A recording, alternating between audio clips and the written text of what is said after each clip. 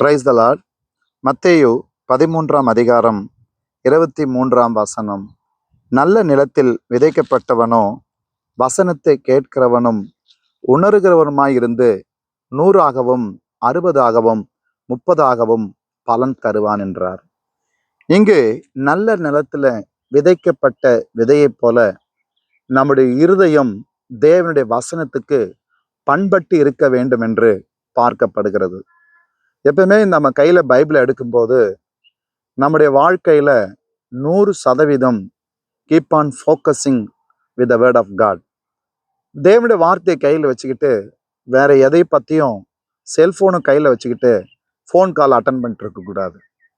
நல்ல நிலமா வேதம் சொல்லி இருக்கிறது, நம்முடைய இருதயம் நல்ல நிலம் போல இருக்கணுமா.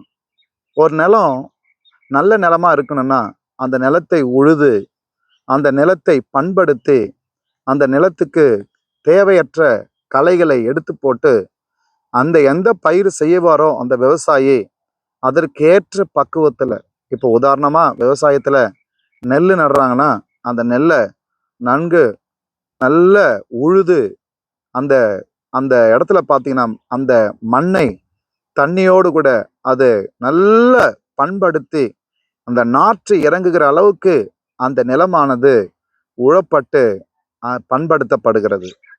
அப்ப நெல் நடுவதற்கு, அந்த சல்லி வேர் போவதற்கு அந்த நெல், அந்த பயிரானது அந்த நிலம் ஏற்றதா இருக்கிறது. ஒரு மணிலா ஒரு விவசாயி பயிர் செய்கிறார் என்றால் அந்த மணிலாவுக்கு ஏற்ற மண், அந்த மணிலாவுக்கு ஏற்ற ஒரு கட்டமைப்பை, அந்த நிலத்தை விவசாயி ஏற்படுத்தி கொடுக்கிறான்.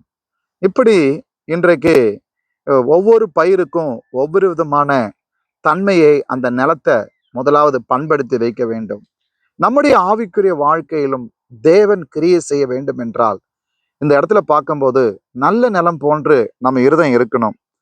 எப்படின்னா, வசனத்தை கேட்டு உணர்ந்து அதை நாம் கை கொள்ள வேண்டுமா.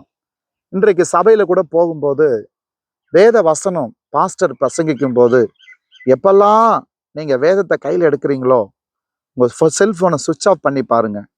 தேவனுடைய வார்த்தை பேசும்போது யார்கிட்டையும் கொஞ்சம் விளையாடாதீங்க. அங்க ஒரு குழந்தை குறுக்குள்ள ஓடும்.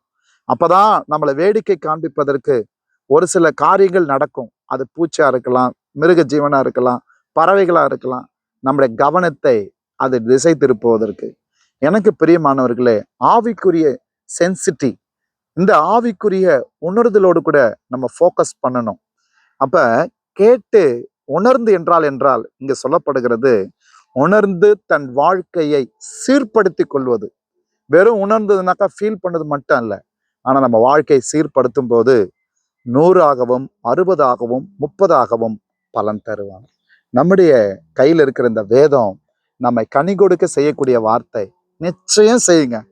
நம்ம வாழ்க்கை, நம்ம இருதயத்தை மட்டும் நம்ம பண்படுத்திட்டு இந்த வசனத்துக்கு நம்ம 100% கொடுத்துட்டா போதும். நிச்சயம் 100 மடங்கு ஆண்டவர் சொல்லியிருக்கிறபடி நம்ம வாழ்க்கையில தேவனின் செயல்கள் வெளியே தெரிய ஆரம்பிக்கும். இந்த நாள்ல இந்த நம்ம இருதயத்தை அவர் கையில ஒப்பு கொடுத்து, நல்ல நிலம் போன்று நம்ம இருதயம் ஒப்பு கொடுத்து தேவ சமூகத்துல கர்த்தர் நடத்த, ஆண்டவரே ஆண்டவரே பகல் நேரத்துல ஆண்டவர் நாங்கள் ஜெபிக்கிறோம்.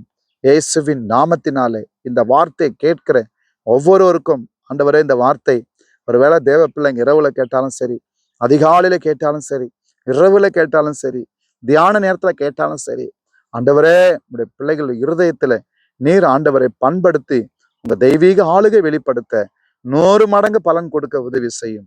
இயேசுவின் நாமத்தில் பிதாவே, ஆமென். God bless you.